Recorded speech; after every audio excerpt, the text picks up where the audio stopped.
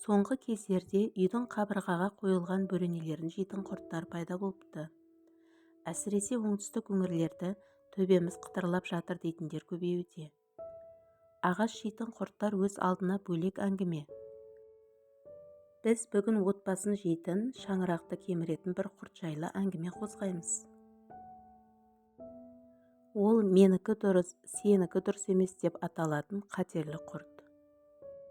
Қадірлі оқырмандар, қазақ тілді каналыма қолдау көрсетіп тіркеліп қойсаңыздар екен, және де төменде пікірлеріңізді қалдыра кетіңіздер. Алдағы уақытта қызықты және пайдалы мәліметтермен бөлісетін боламын. Қоғамда көп байқалып жүрген жаман әдеттердің бірі ер немесе әйел кісінің өзгені кінәлап, ал өзін сүттен ақ судан таза көруі. Есімізге алайықшы, бір күнде неше рет біздікі дұрыс, өзгенікі қате екенін дәлелдеуге тырыстық. Бір нәрсені бүлдіріп, анық кінәлі болып тұрсақ та, бұлай жасауымның себебі бар еді деп өзімізді ақтауға тырыстық. Не үшін осылай жасаймыз? Еш уақытта қателеспейтін, жаңылмайтын адам секілді көрінгіміз келе ме? Сөзге қалудан қорқамыз ба? Қателесіппін деген сөз соншалықты ауыр ма?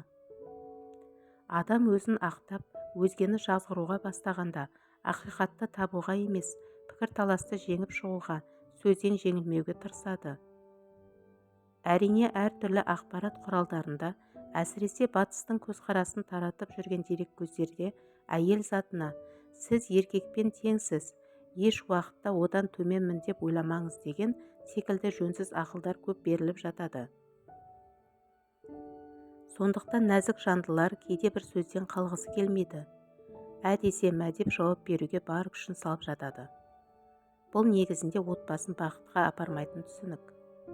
Өйткені ол ақиқатқа да, ақылға да, аят хадистерге де сай келмейді. Енді осыған бір-екі мысал берелік. Күйеуі мен әйелі сағат 6-да қонаққа баруға келісті. Күйеуі дәл уақытында үйдің қасына келіп көлігінде күтіп отыр. Сағат 6-дан 15 кетті, әйелі шыққан жоқ. Жарты сағаттан кейін шыққанда ері ашуланып сөйлей бастайды. Тағы біраз жүріп алмадың ба? Бір күн өз уақытында шықсаң бір жерің кеміп қала ма? Күйеудікі дұрыс па, дұрыс емес пе? Белгілі уақытқа келіскен, әйеліне де алдын ала ескерткен.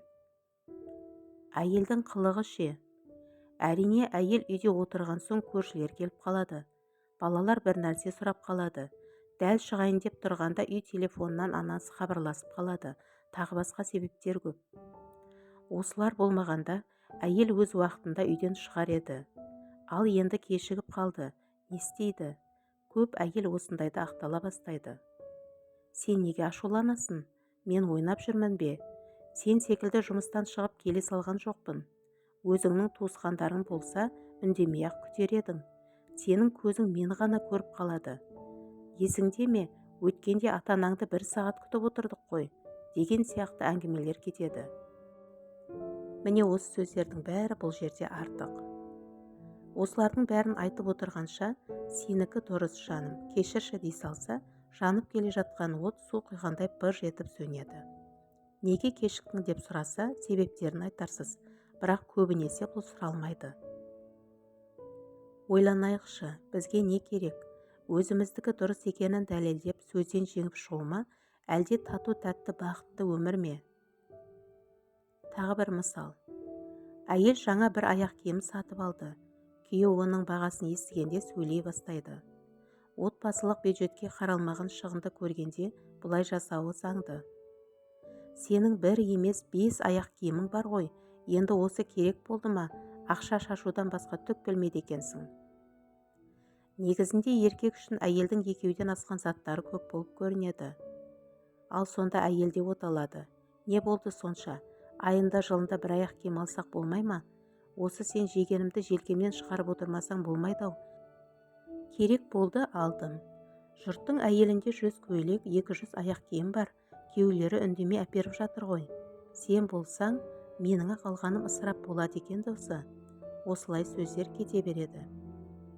Кейде осы жерде тағы да күйеудің отбасын әңгімеге қосып жібереді. Өткенде анаңа көйлек, әкеңе бөрік әпергенде мен бір нәрсе дедім бе? Ондайда ысырап болмайды. Міне бұл әңгімелердің бәрі де артық. Олардың ақыры ешкімді жақсылыққа апармайды. Нәпсі ойға келеді.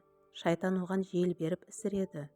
Бірақ сіз шыдап екі ерніңізді жымдастырып отыра берсеңіз, ұтасыз.